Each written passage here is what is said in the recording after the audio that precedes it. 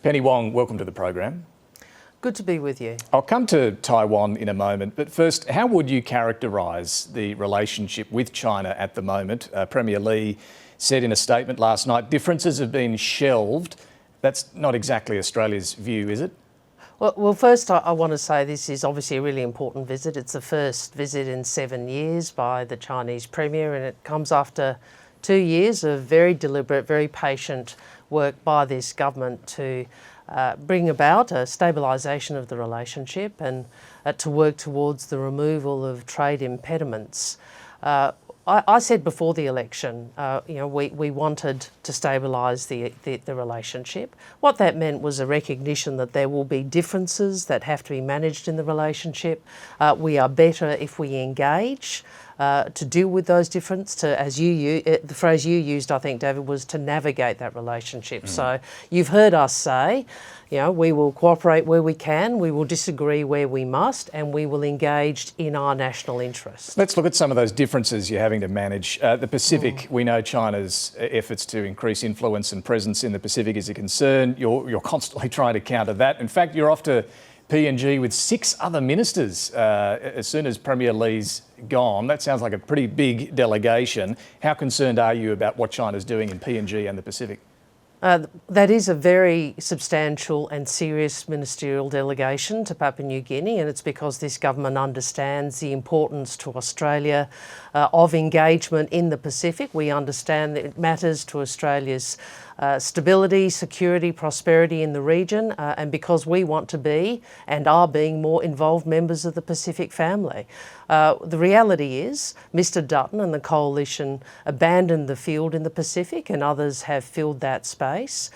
We are now in a position where Australia is a partner of choice, but the opportunity to be the only partner of choice has been lost by Mr Dutton and his colleagues, and we're in a state of permanent contest in the Pacific. That's the reality. I wish there were a rewind button.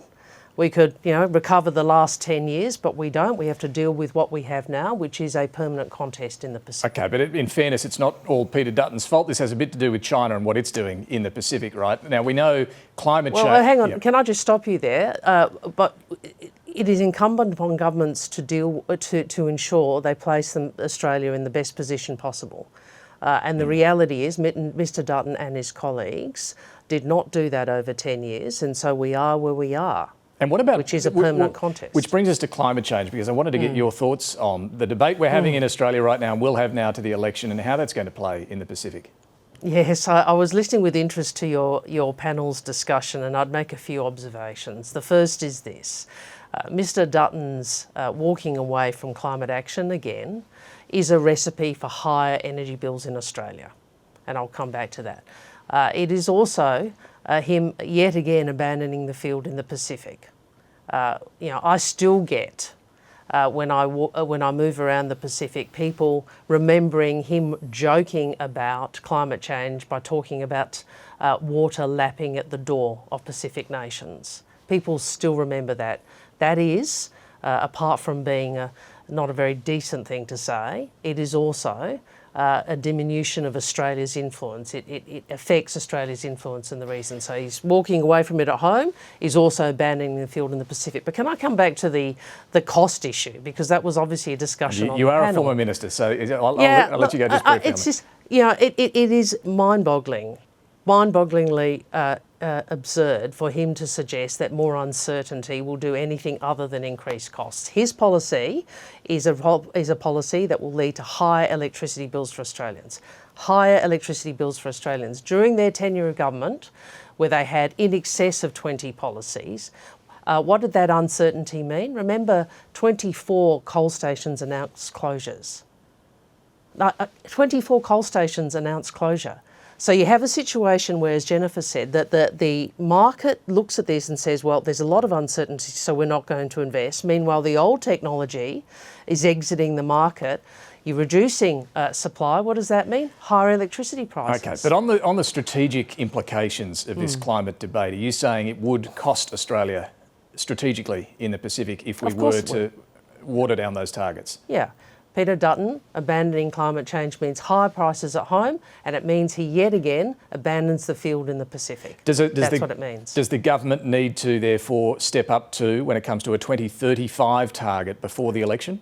Look, I am upfront with Pacific neighbours about our Pacific family, the Pacific family about this. What I say is, look, we have a big policy task. We have a big task in our economy to meet the 2030 target. Of course, there are many people who would like higher targets, would like more action, but I am upfront about this is, after 10 years of inaction, we have a lot of work to do and we are doing it. So you might not have a 2035 target before the election? Well, that's a matter for... All right. Well, yeah, we've got a 2030 target and we're working pretty hard to achieve that. Okay. And we also need to, as you know, again, confront a coalition which is stuck in the past, but also stuck in an absurd place where they're not actually dealing with the reality of prices. Let's come back to the issues on the table over the next few days with the Chinese Premier. On Taiwan, Kevin Rudd said it would be foolish to ignore the increasing clarity of China's military signalling. He says Xi Jinping's intention to take Taiwan by force, if he can, is relatively clear. Do you agree? I would say on Taiwan, and this is obviously one of the riskiest flashpoints in the world, I would say on Taiwan, our position, it's a long-standing bipartisan Australian position, which we advocate very clearly, is that we support the maintenance of the status quo, that the status quo is the best path for us to maintain peace and stability in the Indo-Pacific and in the world. We oppose any unilateral changes to the status quo. In terms of the military activities in and around the Taiwan Strait, you have heard me and others speak very clearly about this. We are deeply concerned about the increased activities and the risk of miscalculation, the risk of mistake, and that is a view we have put publicly and we have put directly to China. And you will put directly to Premier Li as well? Consistently with what we have done, we will deal with those issues and many other issues where we do have to navigate a set of differences of views between how China operates in this region and how the sort of region Australia and many others want to engage in. Earlier this year you said you were appalled at the suspended death sentence handed to Australian citizen Yang Hengjun in China. You said you would not relent in advocating for justice for Dr Yang and appropriate medical treatment. Can you give us an update? Are you aware, has he been given appropriate medical treatment at least? Look, that is our... look, first, I'm obviously constrained for privacy reasons about what I'm going to say on a television interview. What I would say to you is what I said then is still my position and still the government's position. We will continue to advocate for Dr Yang at wherever we are able, and we will continue to advocate, including for appropriate medical treatment. Is his life at risk? Are you able to... Look, yeah, we will continue to advocate for appropriate medical treatment. I'm not going to go through someone's medical treatment on national television. What about China's support for Russia during its war in Ukraine? G7 leaders yesterday issued a statement on this. They're calling on China to cease the transfer of weapons, components and other equipment to Russia. They've threatened further financial sanctions. Do you support this sort of tougher stance from the G7? I think I said on your program some time ago that just after, or in the period after Russia's invasion of Ukraine, is I said, the world does look to China, which has a special responsibility as a great power and as a permanent member of the Security Council to use its influence to end this war. We have expressed concerns similar to those expressed by the G7 about potential activities of Chinese firms. Will continue to express to China our views about the importance of the war ending and Ukraine being able to secure peace on its own terms. On a brighter note, Minister, will Adelaide Zoo be getting some new pandas? Well, my family, like many other South Australian families, have enjoyed the pandas over many years. I went to drop my daughter off at school, and the class had done a panda conservation, a panda habitat project that was on the wall, and the pandas have been a great part of the lives of many Adelaide families, and so we look forward to that continuing. Obviously, I can't make announcements ahead of time, but I can say to you, I'll be heading off to the zoo this morning. You'll be there in a couple of hours. We'll I will. stay tuned for that. Look, we know on the trade front things have improved a great deal, and we know Premier Lee will also go to Perth and look at some critical minerals there as well. Just wondering if you can clear up for us, does Australia want China's investment in critical minerals or not? Well, the right question is, what do we want for our critical minerals industry? We want to grow our critical minerals industry. But the question I asked was about China's investment. I'll come to that. I'll come to that. And we want more jobs, more downstream processing, and we have put in through the budget, through the Future Made in Australia policy framework, more incentives to ensure we have more critical minerals industry here. Your question goes to foreign investment. What is our position on foreign investment? One, we welcome foreign investment that is in accordance with the national interest. We have a clearer foreign investment framework that the Treasurer Jim Chalmers has announced that looks to both transparency and predictability, but also how we ensure national security, and is clear about which sectors we would take particular interest in as we consider foreign investment applications. Critical minerals is one of the. Critical minerals is one of those sectors, David. I'm actually saying something important there. Okay, no, it is. Well, just to be clear on that, the whole Future Made in Australia idea seems to be here to have more critical minerals processing in Australia because China's got too much of a monopoly on it. Is that right? Well, the critical minerals strategy reflects the importance of securing supply chains for those things which matter, particularly as we move to renewable energy. I mean, this is a critical capability for us as a renewable energy superpower. These are inputs into renewable energy transmission and generation, which matter. So, of course, we want to make sure we can do more here. Okay, that's what the policy is about. I'm just still a little unclear. Can Chinese companies take advantage of processing critical minerals in Australia under your policy? Well, that is dealt with by the foreign investment framework, which is what I was trying to say before, that we have a foreign investment framework. It is open to all to apply to that. There is more predictability and transparency as a result of Jim Chalmers' reforms.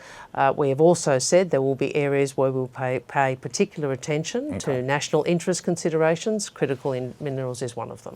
Let me turn to the war in Gaza, Minister. Last week, Israeli Special Forces rescued 4 hostages that were being held there, but they inflicted heavy civilian casualties. Estimates vary. We know Israel says less than 100 people were killed.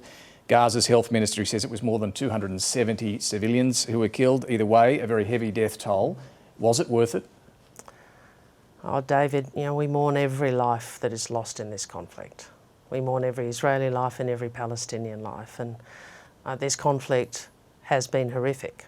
And the loss of life, what occurred on October 7th, what has occurred since, the loss of life, that people are starving, the civilian casualties, all of this is horrific. I think what we have to do, and what I have been seeking to do, is to add our voice to the call for ceasefire, the release of hostages, the humanitarian aid to be provided. We have an opportunity now as an international community with the resolution in the UN Security Council that was backed across the world. We have to keep pressing for that. But on this operation in particular, Benjamin Netanyahu says it was heroic. Europe's foreign policy chief has called it a bloodbath. It goes to whether it's proportionate or not. What do you think? What I think is all of this has been horrific. And what we need to focus on now is a ceasefire, and that's what I'm doing. Look, you've insisted Australia's not selling weapons to Israel. The International Arms Trade Treaty does include references as well to parts and components. It says they should not be sold if there's knowledge of crimes against humanity or civilians being targeted. Australia does sell parts, of course, to the F-35 Joint Strike Fighter that's used by Israel. Is Australia being consistent with that treaty?